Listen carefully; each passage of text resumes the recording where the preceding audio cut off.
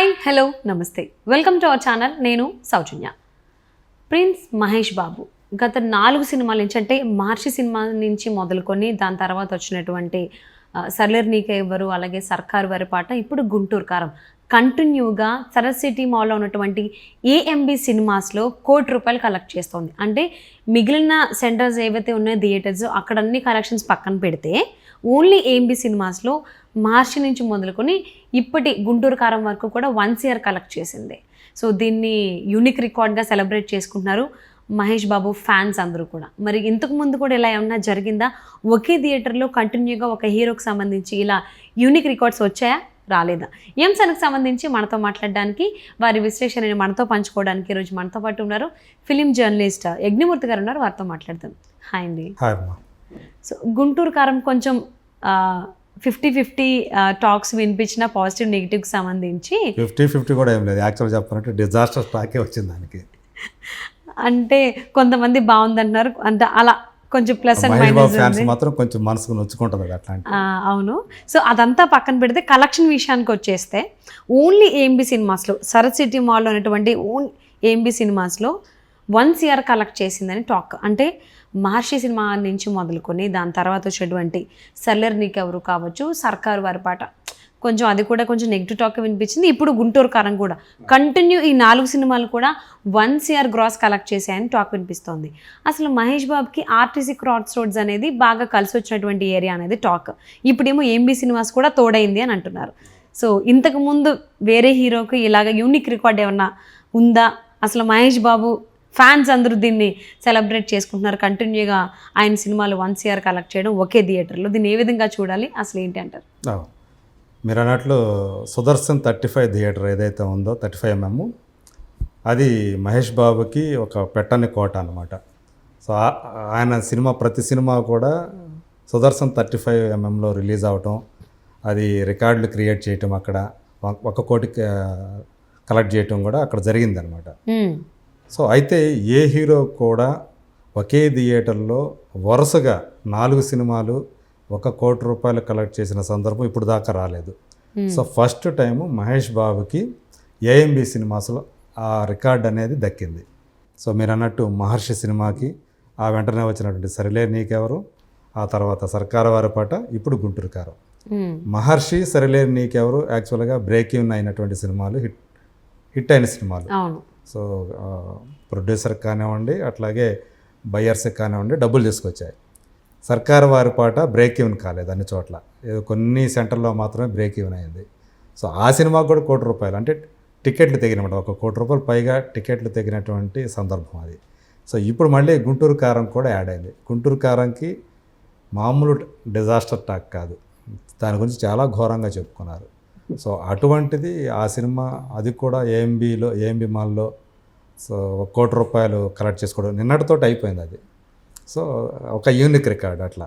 అంటే ఏఎంబి సినిమాస్లో price range అంటే టికెట్ ప్రైస్ ఏమన్నా హై ఉండడం వల్ల ఆయనకి ఇదంతా పాసిబుల్ అవుతుందని కూడా మాటలు వస్తున్నాయి. ప్రైసెస్ పెంచారు ఈ సినిమాకి. సో అయినప్పటికీ కూడా జనం అంత మేర చూశారు కదా, కాబట్టి వచ్చాయి. సో అది కూడా 6 డేస్లోనే రావటం. 6 డేస్లో ఇంకా రన్ ఉంది కదా ఇంకా. సో ముందు ఇంకెంత కలెక్ట్ చేస్తుందో చూడాలి. సో ఓవరాల్గా చూసుకున్నా కానీ అది ఈ రోజుతోటి 100 కోట్ల షేర్ సాధించబోతా ఉంది వరల్డ్ వైడ్గా. సో అంత డిజాస్టర్ టాక్లో కూడా మహేష్ బాబు సినిమా ₹1 కోటి షేర్ తెచ్చుకోవడం అనేది కూడా చిన్న విషయం కాదు అది. అంటే ప్రొడ్యూసర్ సేఫ్ జోన్లోకి వెళ్ళిపోయినట్టేనా గుంటూరు కారం ప్రొడ్యూసర్స్ సేఫే, కానీ దాన్ని ఎవరైతే కొనుక్కున్నారో బయర్స్ వాళ్ళు ఇంకా రాలేదు వాళ్ళు. సో ఇప్పుడు నెమ్మదిగా ఇంకా కొంతమంది ఈరోజు, కొంతమంది రేపు అట్లా వచ్చే అవకాశాలు ఉన్నాయి. నైజాంలో రావాలన్నా కూడా, సేఫ్ కావాలన్నా కూడా ఇంకా 10 కోట్లు రావాలి. సో అట్లాగే మిగతా సెంటర్లో కూడా రావాల్సి ఉంది, సీడెడ్ కానీ, రాయలసీమ ఏరియా కానీ. ఆంధ్ర ప్రాంతం గుంటూరు మాత్రం ఈ రోజుతో బ్రేక్ ఈవెన్ అయిపోతూ ఉంది. సో మిగతా సెంటర్లో కూడా అయ్యే అవకాశాలు ఆశావహంగా కనిపిస్తుంది అనమాట, అవుతూ దగ్గరకు వస్తుంది అని చెప్పేసి.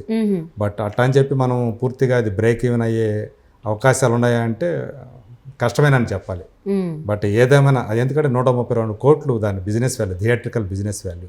సో ఇప్పుడు 100 కోట్లకు వచ్చింది, అది ఇంకా 32 కోట్లు పైన రావాల. రావాలంటే చాలా కష్టపడాలి. ఎందుకంటే ఒకవైపు హనుమాన్ విజృంభణ అనేది కొనసాగుతూ ఉంది. అవును. దాని థియేటర్లు పెరుగుతున్నాయి, గుంటూరు కారంకి తగ్గుతున్నాయి. సో ముందు ముందు ఎట్లా ఉంటుంది అనేది కొంచెం డౌట్ఫుల్గానే ఉంది గుంటూరు కారం పరిస్థితి. బట్ ఇప్పటికైతే ఒక మంచి రికార్డు ఏఎంబి మాల్లో మీరు అన్నట్టు వరుసగా 4వ సినిమా కూడా ₹1 కోటి వసూలు చేయడం అనేది దానికి సంబంధించి మహేష్ బాబు, అది కూడా ఆయన సొంత థియేటర్ కావటం. అంటే ఇంతకుముందు ఎలా ఏమైనా ఒక థియేటర్ని ఓన్లీ ఒక హీరో మెయింటైన్ చేయడం కావచ్చు, అలా ఏమైనా జరిగి అలా ఏమైనా రికార్డ్స్ ఏమైనా ఇంతకుముందు ఉన్నాయా? ఇప్పుడు దాకా లేదు. సో ఇదే ఫస్ట్. అయితే కాన్సెక్యూటివ్ కాకుండా వేరే వేరే టైంలో ₹1 కోటి వసూలు చేసిన సందర్భాలు ఉన్నాయి. కానీ ఇప్పుడు మాత్రం మహేష్ బాబుకి సంబంధించి ఇది వరుసగా 4వ సినిమా. సో ఆ రకంగా అది ఒక యూనిక్ రికార్డ్ అని చెప్పాలి తనకు సంబంధించి. ఓకే. సో అలాగే అదే తోలో అల్లు అర్జున్ కూడా ఉన్నారు. ఆయనది కూడా AAA సినిమాస్ అని ఒక థియేటర్ ఉంది. సో అక్కడ కూడా మరి ఆయన ఏమన్నా రాబోయేటువంటి రోజుల్లో ఇలా కంటిన్యూగా రికార్డ్ని ఏమైనా బ్రేక్ చేస్తారా, అసలు ఏంటనేది చూద్దామండి. అండ్ అంటే ఇలాగే సొంత థియేటర్ అనే కాకుండా ఒకే థియేటర్లో ఒక హీరోకి సంబంధించి కూడా కంటిన్యూ ఒక గ్రాస్ని కలెక్ట్ చేయడం అనేది సినిమాకి సంబంధించి జరగలేదా ఇప్పుడు ఇన్ని సంవత్సరాల ఫిలిం ఇండస్ట్రీ ఇట్లా 4 సార్లు వరుసగా అనేది జరగలేదు, ఇప్పుడు దాకా జరగలేదు. ఓకే. సో ఒకప్పుడు అంటే ఇప్పుడు ₹1 కోటి అనేది ఎక్కువ, ఒకప్పుడు ₹50 లక్షల అనేది ఎక్కువ. అలా చూసుకుంటే ఎన్టీ రామారావు కాలంలో ఆయన చాలా సినిమాలు అప్పుడైతే 1,00,000, ఇప్పుడు ₹1 కోటి కింద లెక్క. అట్లాంటి ఆ రకంగా చూసుకుంటే ఆయన ఎన్నో సినిమాలు వరుసగా అట్లాంటి కాన్సెక్యూటివ్గా ఆ రికార్డ్ ఆయనకు ఉంది చాలా. అంటే అప్పుడు మనకి వసూళ్ళ పరంగా కాకుండా శతదినోత్సవాలు ఆడిన రోజుల పరంగా చూసేవాళ్ళు. సో ఆడిన రోజుల పరంగా చూసుకుంటే వరుసగా శతదినోత్సవాలు 7-8 సినిమాలు వరుసగా శతదినోత్సవం సాధించిన సందర్భాలు ఆయనకు ఉన్నాయి.